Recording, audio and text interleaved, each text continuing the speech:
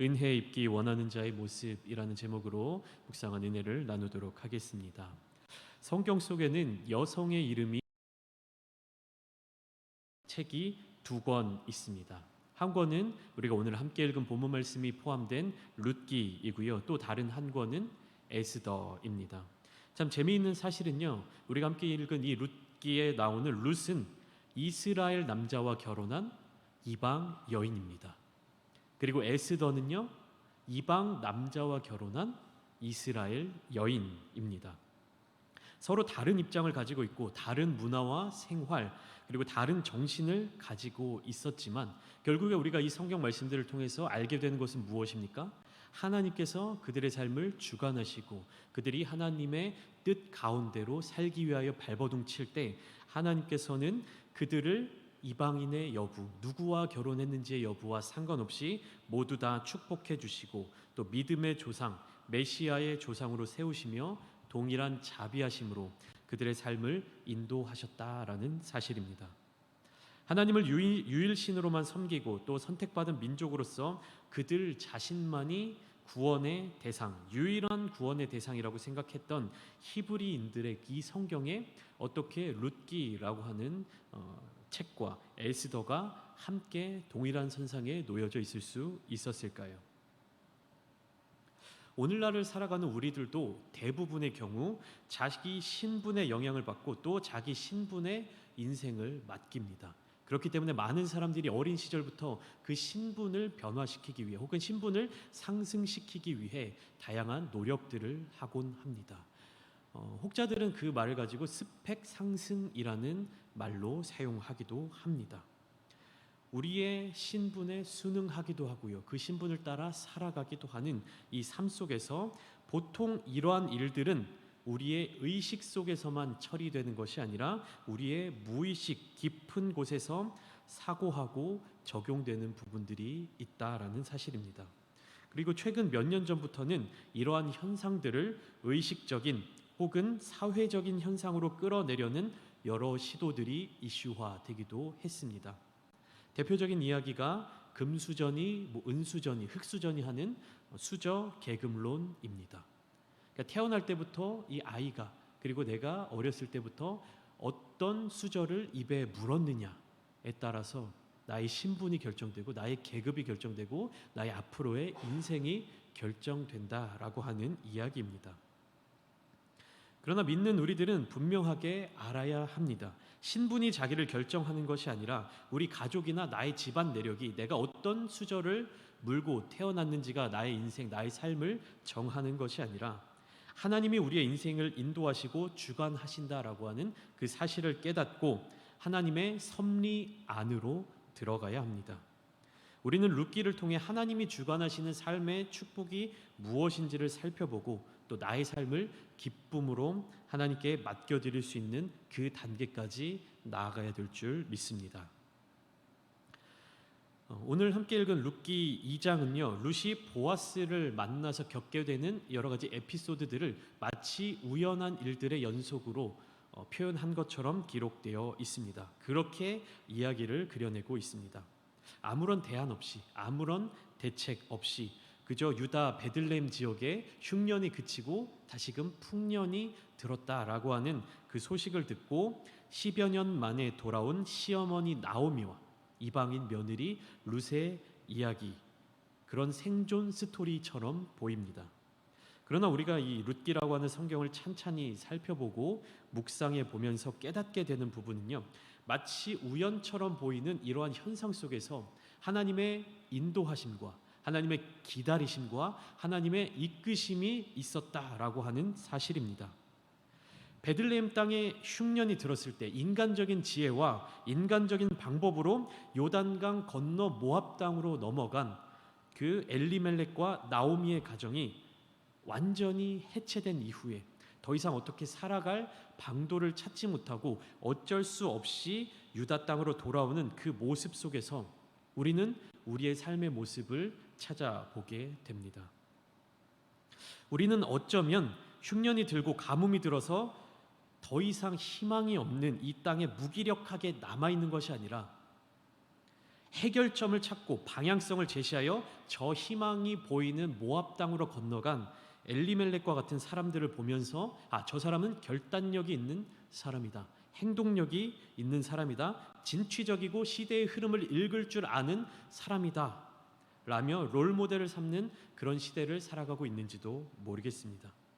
그렇지만 성경은요, 창세기부터 계시록까지 처음부터 끝까지 나의 삶의 주권이 나에게 있는가, 아니면 나의 삶의 주권이 하나님께 있는가를 계속해서 다루면서 우리가 어떤 삶을 살아가야 될지에 대해서 알려주고 있습니다. 성경 속 이야기들은요, 나의 삶의 주인이 내가 아니다, 나의 삶의 주인이 나 자신이라고 주장했던 사람들의 결과, 그들의 말로를 보여주고, 또 나의 삶의 주인이 하나님이시다, 하나님의 뜻대로 살아갔던 사람들의 마지막을 보여주면서 성경을 읽는, 성경을 접하는 우리들로 하여금 어떠한 삶을 살 것을 결정하도록 알려주고 있는 것입니다. 사람들이 보기에 인간적인 기준에 합당하고 멋진 생각인가, 아니면 하나님의 기준에 하나님의 마음에 합당한가를 계속해서 보여주고 비교하면서 하나님의 백성으로 살아가기를 선택하도록 알려주고 있는 것입니다. 우리는 날마다 성경을 읽는다고 하면서도 바로 이 중요한 부분을 놓치고 살아갈 때가 너무나도 많이 있습니다. 성경을 읽는다고 하지만, 매일매일 성경을 보지만, 성경을 많이 읽는다고 자랑하는 사람들 중에서도 이 가장 기본적인 원리에 대해서 깨닫지 못하고 넘어가고 지나가는 사람들이 있다는 사실입니다. 사무엘상 16장의 말씀을 보면 이스라엘의 첫 번째 왕 사울이 하나님 앞에 온전하지 못하고 하나님의 말씀을 점점 더 거역하고 자기 멋대로, 자기 생각에 좋을 대로 행동하는 일이 점점 잦아지자 하나님께서는 사울을 버리고 새로운 왕을 세우겠다고 선지자 사무엘에게 말씀하십니다. 하나님께서 새롭게 택한 왕은요, 베들레헴 사람 이새의 아들들 중에 한 명이었습니다. 그래서 사무엘은 하나님의 명령에 따라 베들레헴으로 떠나게 되었습니다. 그런데 새로운 왕을 세우기 위해 베들레헴으로 가는 것을 사울 왕이 알게 되면 가만히 있지 않을 것이기 때문에 사무엘은 여호와께 제사를 드리러 간다는 그 명목으로 베들레헴으로 가서 이새와 그의 아들들을 만나게 됩니다. 사무엘상 16장 4절 5절의 말씀을 우리 함께 한 목소리로 읽어보겠습니다. 시작. 사무엘이 여호와의 말씀대로 행하여 베들레헴에 이르매 성읍 장로들이 떨며 그를 영접하여 이르되 평강을 위하여 오시나이까. 이르되 평강을 위함이니라. 내가 여호와께 제사하러 왔으니 스스로 성결하게 하고 와서 나와 함께 제사하자 하고 이새와 그의 아들들을 성결하게 하고 제사에 청하니라. 제사의 자리를 마련한 후에 이새와 그의 아들들을 초청한 것입니다. 그래서 그 중에서 왕으로 세울 자를 찾아서 그에게 기름을 붓게 하기 위함이었죠. 근데 사무엘상 16장 1절 말씀을 보면 하나님께서 사무엘에게 베들레헴 사람 이새에게로 가라고 말씀하시면서 그 마지막 부분에 이렇게 말씀하셨습니다. 마지막 부분만 함께 보시면 내가 그의 아들 중에서 한 왕을 보았느니라.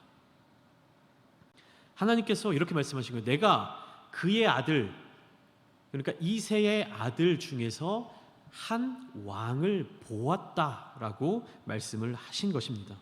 그리고 보시니 하나님의 마음에 들었다라는 말씀이시죠. 이것이 하나님의 시선입니다. 하나님께서 바라보시는 방향입니다. 하나님께서 보시는 모습인 것이죠. 그렇다면 하나님의 명령을 듣고 베들레헴으로 간 사무엘 또한 하나님의 시선을 가지고 이새의 아들들을 바라봐야 했습니다. 그런데 사무엘이 어떠한 시선으로 이새의 아들들을 바라보았는지 계속해서 사무엘상 16장 6절과 7절 말씀을 함께 보시겠습니다. 함께 읽겠습니다. 시작. 그들이 오매 사무엘이 엘리압을 보고 마음에 이르기를 여호와의 기름 부으실 자가 과연 주님 앞에 있도다 하였더니 여호와께서 사무엘에게 이르시되 그의 용모와 키를 보지 말라. 내가 이미 그를 버렸노라. 내가 보는 것은 사람과 같지 아니하니 사람은 외모를 보거니와 나 여호와는 중심을 보느니라 하시더라. 자, 이새의 아들들이 사무엘 앞으로 나왔습니다. 그리고 그들을 보던 중 사무엘이 이새의 첫째 아들 엘리압을 보고 이런 마음이 든 거죠. 여호와의 기름 부으실 자가 과연 주님 앞에 있도다. 6절의 말씀에 그렇게 나와 있죠. 사무엘은 엘리압의 외모를 보고 감탄한 것입니다. 그래, 이만한 사람이 이스라엘의 왕이 돼야지. 이 정도 되는 사람이 이스라엘 왕으로서 나서줘야지 라는 생각이 사무엘의 마음속에 순간 들어왔을 것입니다. 그런데 여기에서 우리는 중요한 사실 한 가지를 짚고 넘어가야 합니다. 여호와의 기름 부으실 자, 그러니까 여호와 하나님께서 세우실 왕의 조건은 누가 정하는 겁니까? 하나님께서 정하시는 거죠. 그런데 사무엘상 16장 6절에서는 그것을 누가 마음으로 정했습니까? 6절 말씀 잠시 다시 한번 띄워주시겠습니까? 여호와의 기름 부으실 자가 과연 주님 앞에 있도다라는 이 마음이 누구의 생각인 겁니까? 사무엘의 생각입니다. 엘리압을 보면서 사무엘의 머릿속에 그 생각이 들어온 겁니다. 아, 이 사람이 여호와께서 기름 부으실 사람이구나, 하나님이 세우실 왕이구나 라는 것을 사무엘이 결정했습니다. 그러니까 사무엘의 눈에 보기에는 저 엘리압이라고 하는 청년이 왕이 될 만한 사람이었던 것입니다. 하나님이 마음에 들어 하실 것 같다라는 생각을 사무엘이 한 것이죠. 그런데 하나님께서는요, 사무엘에게 뭐라고 말씀하시냐 하면 그의 용모와 키를 보지 말라라고 7절 말씀에 그렇게 말씀하고 계십니다. 왜냐하면 하나님의 시선은 사람의 용모와 키에 가 있지 않기 때문입니다.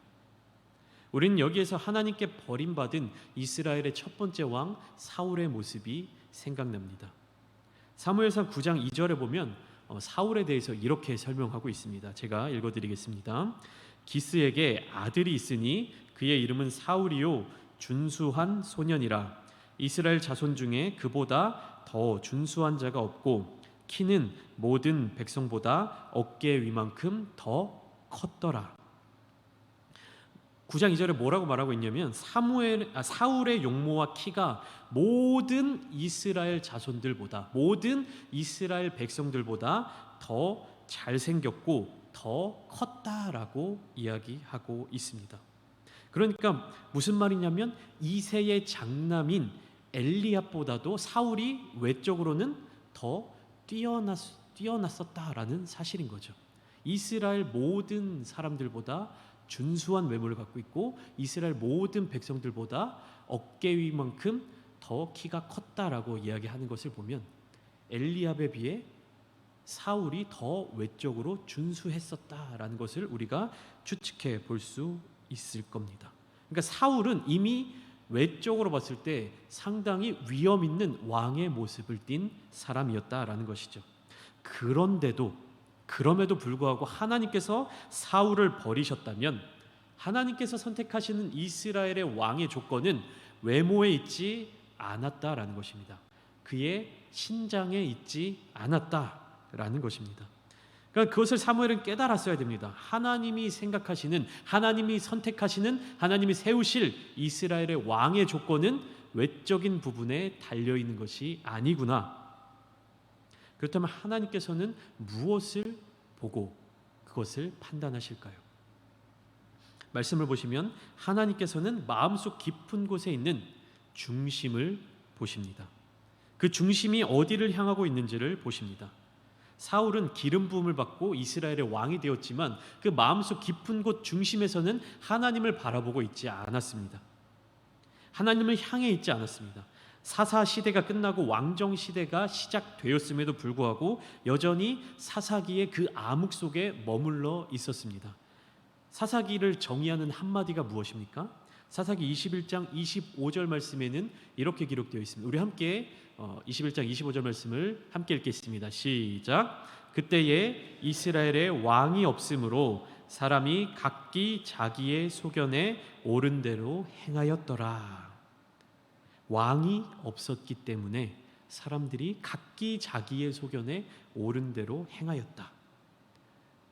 그러니까 그러니까 왕이 딱 나타나서 이스라엘을 바른 길로 인도해 주지 않았기 때문에, 혹은 이스라엘 백성들이 이미 그들의 왕으로 계신 하나님을 왕으로 인정하지 않았기 때문에 자기 개인의 생각대로, 자기의 소견대로 움직였다라는 것입니다. 그런데 이스라엘의 첫 번째 왕 사울의 모습을 보면 여전히 어떻게 행동하고 있습니까? 그 자신의 생각대로, 자신의 뜻대로, 자신의 생각에 옳은 대로 행동하고 있습니다. 하나님의 선지자 사무엘의 말을 듣고도 그 말에 순종하지 않고 자기가 판단하여서, 자기가 정세를 살펴보고 이렇게 하는 게 맞겠다라는 행동들을 이어갑니다. 그러니까 사울은 이스라엘의 왕정 시대가 시작되었지만 여전히 사사기의 그 혼돈 속에 머물러 있었던 사람인 것입니다. 그런데 오늘 본문에 등장하는 나오미와 룻을 함께 살펴보기 원합니다. 나오미와 룻은 어떤 사람들이었습니까? 우선 그들은 룻기 1장 1절 말씀에 보면 사사들이 치리하던 때의 이야기로 시작됩니다. 그러니까 사사기 시대의 사람들이었던 것이죠. 그렇지만 나오미와 룻은 자기의 소견에 옳은 대로 행하지 않았습니다. 왜냐하면 그들에게는 여호와 하나님이라고 하는 왕이 계셨기 때문입니다.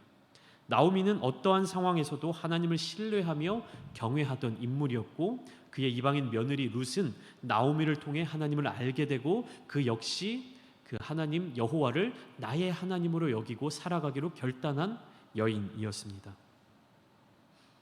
룻은 시어머니와 자신이 처한 상황이 절망스럽게 느껴질 법도 했지만 하나님의 자비하심 그리고 하나님의 은혜를 구하며 그가 현재 할 수 있는 최선의 노력을 다하며 하루하루를 살아갔습니다.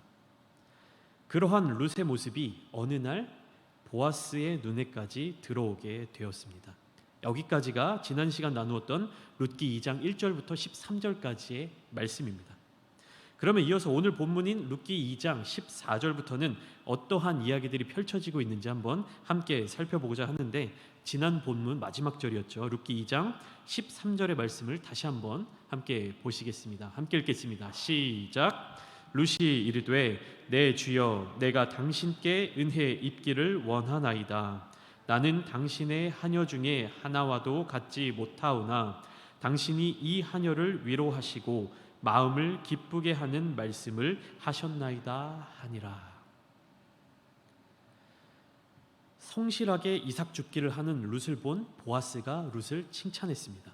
내가 시어머니를 쫓아 고향 땅을 떠나 여기까지 온 일이며 또 시어머니를 지극정성으로 모신 일들이 이곳에 소문이 났다. 나도 그것을 들어서 잘 알고 있다.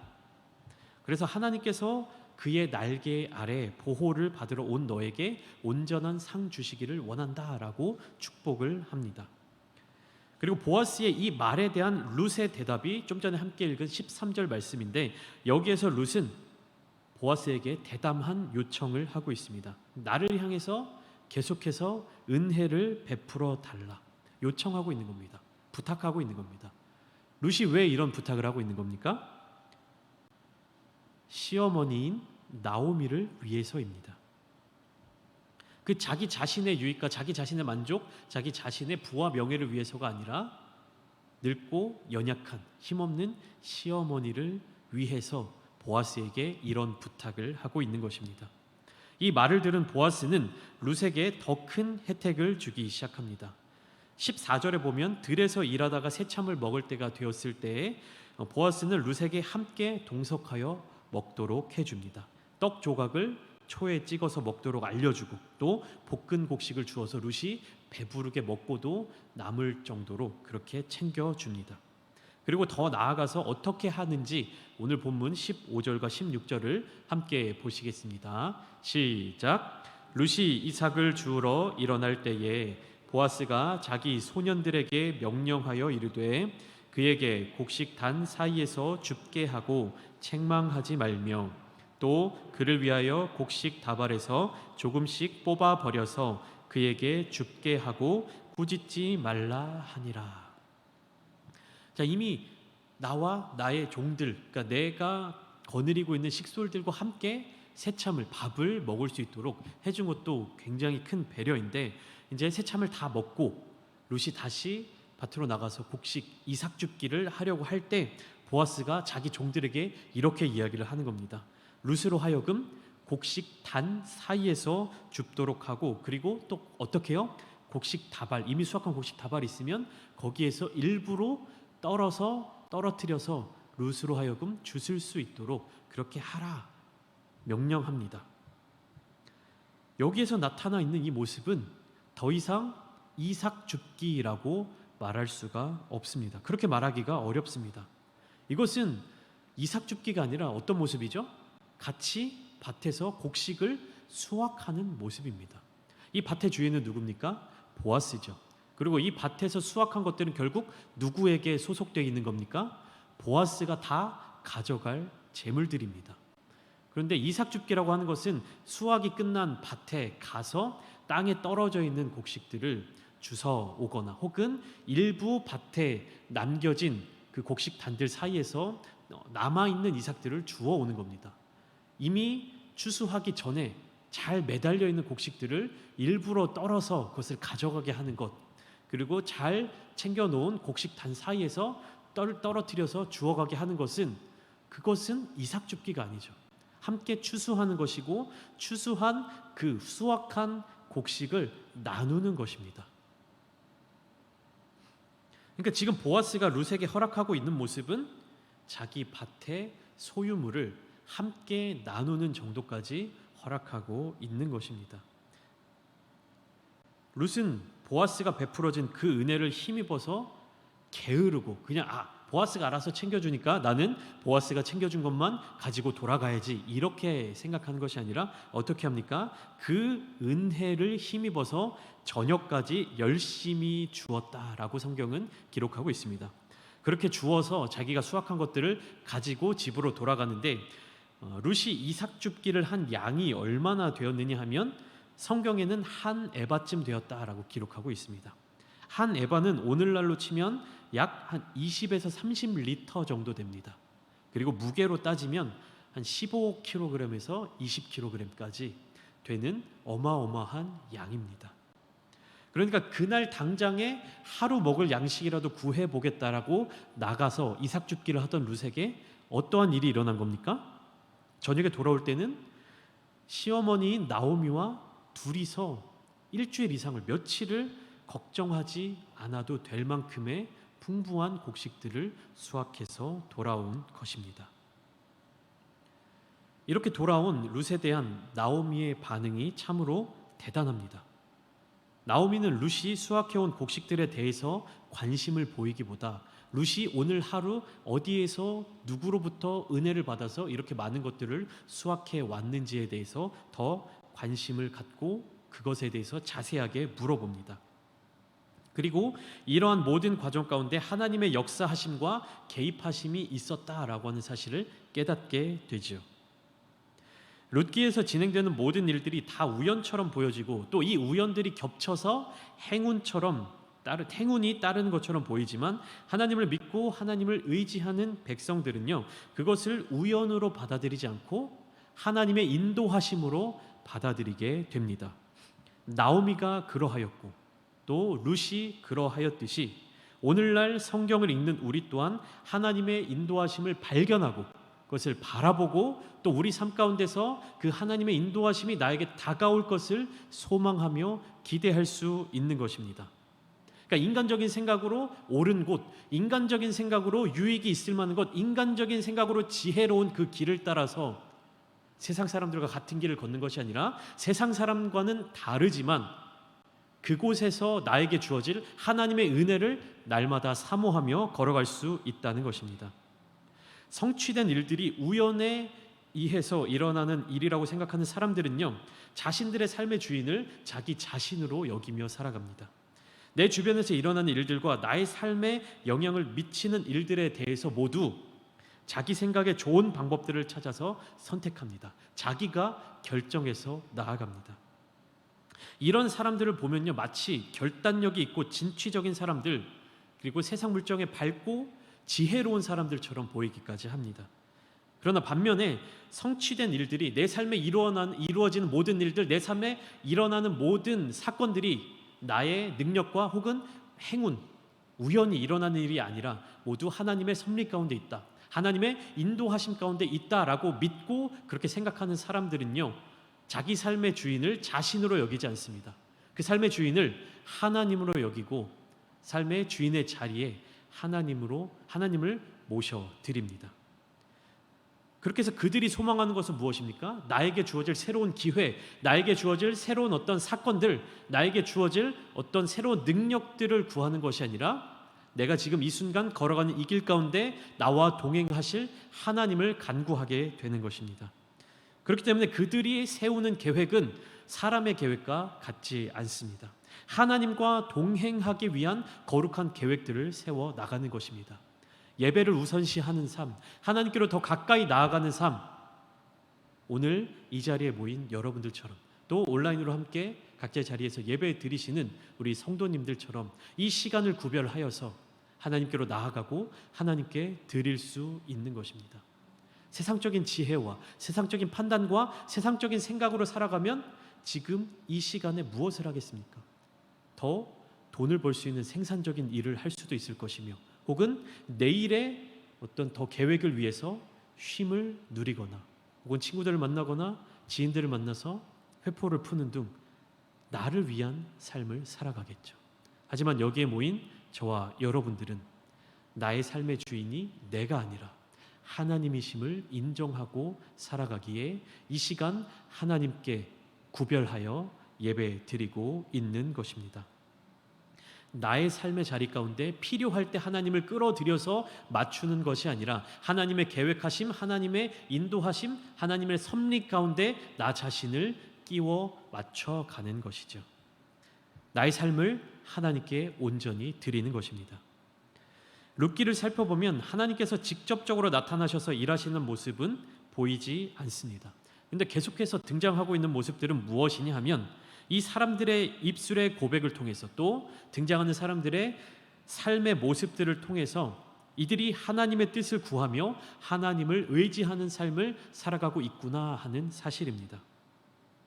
내가 볼 수는 없으나 하나님의 인도하심을 따라서 또 내가 다 알 수는 없지만 하나님의 음성을 쫓아 살아가는 그 길이 가장 복된 인생길임을 증명하고 있는 것입니다. 나오미와 룻이 집중하고 있는 것도 오늘 내가 어디에서 먹을 양식을 구할 것인가, 내일 어느 밭으로 가서 이삭 줍기를 할 것인가, 그래서 내가 어떻게 하면 배부를 수 있을까, 여기에 집중한 것이 아니었습니다. 자신들의 삶의 모습 속에서 일어나고 있는 이 일들이, 이 순간순간의 모습들이 하나님의 계획하심인지 하나님의 인도하심인지 하나님의 뜻이 내 삶 가운데 임하고 있는지에 집중하였습니다. 그렇게 그들이 하나님께 집중하고 있을 때 어찌 보면 가장 절망적인 순간에 하나님께서는 그들을 찾아오셔서 그들에게 남아있는 소망을 보여주셨습니다. 그들이 보이지 않는 순간에도 하나님을 의지하며 하나님의 소망을 붙들고 살아갔을 때 하나님께서는 그 소망을 저버리지 않으시고 그들의 삶에 깊이 개입하여 주셔서 그들을 구원하셨습니다.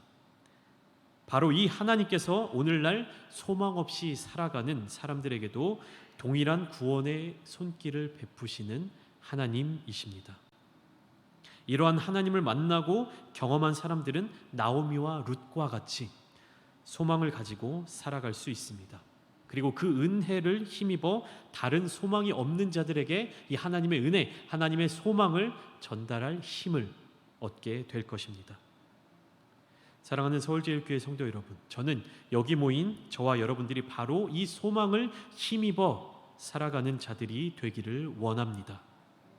세상적인 기준으로 살아가는 것이 아니라 세상이 주는, 세상에서 얻을 수 있는 그 보상을 바라며 그것을 따라 살아가는 것이 아니라 하나님과 동행하는 축복, 그리고 하나님의 인도하심을 따라가는 은혜를 입기를 원합니다.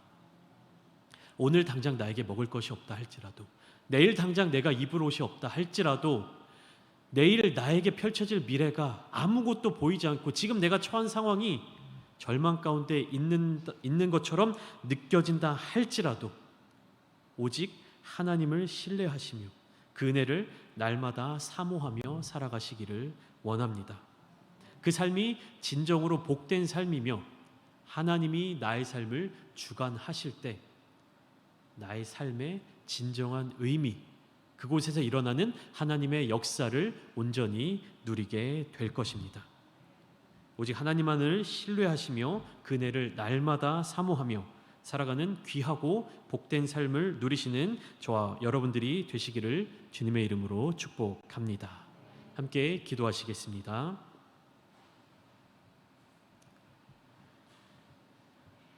우리들은 참 연약한 존재들입니다. 그렇기 때문에 내가 눈으로 보는 것, 또 내가 겪는 것, 내가 처해져 있는 상황에 먼저 집중하게 됩니다. 하지만 하나님께서 원하시는 것은 그것이 아닙니다. 내가 보는 것, 내가 듣는 것, 내가 경험하는 것에 집중하는 것이 아니라 그것을 넘어서 그 위에 계신 하나님께 집중하기를 원하십니다. 내가 생각할 때 혹은 사람의 마음으로 더 좋아 보이는 것, 더 옳아 보이는 것, 더 잘 될 것 같아 보이는 곳으로 가는 것이 아니라 온전히 이 시간 하나님께서 우리에게 무엇을 보여주시는지, 내가 보고 싶은 것이 아니라 하나님께서 보여주시는 것이 무엇인지, 내가 갖고 싶은 것이 아니라 하나님께서 나에게 주시고자 하는 것이 무엇인지, 내가 가고 싶은 곳을 가는 것이 아니라 하나님께서 나와 함께 동행하시고자 하는 곳이 어디인지를 함께 구하며 그 말씀대로 살아가길 원합니다. 오늘로 수능이 85일 남았습니다. 계속해서 수험생들과 학부모님들을 위해서 기도해 주시고요. 우리 수험생들이 나의 좋은 길, 내가 생각했을 때 옳은 길, 열린 길로 가는 것이 아니라 하나님께서 각 수험생들 개개인별로 주시는 그 귀한 소명을 발견하고 그 말씀대로 살아갈 수 있도록, 또한 우리 교회 공동체 안에 연약한 육체와 연약한 마음을 가진 분들이 많이 계십니다. 그들을 위해서 함께 중보해 주시기를 원하며 우리 교회 공동체가 하나님께 기쁨이 되는 공동체, 하나님께 쓰임받는 공동체, 하나님과 동행하는 귀한 교회 될 수 있도록 이 시간 주님의 이름 한번 부르신 뒤에 함께 기도하시겠습니다. 주여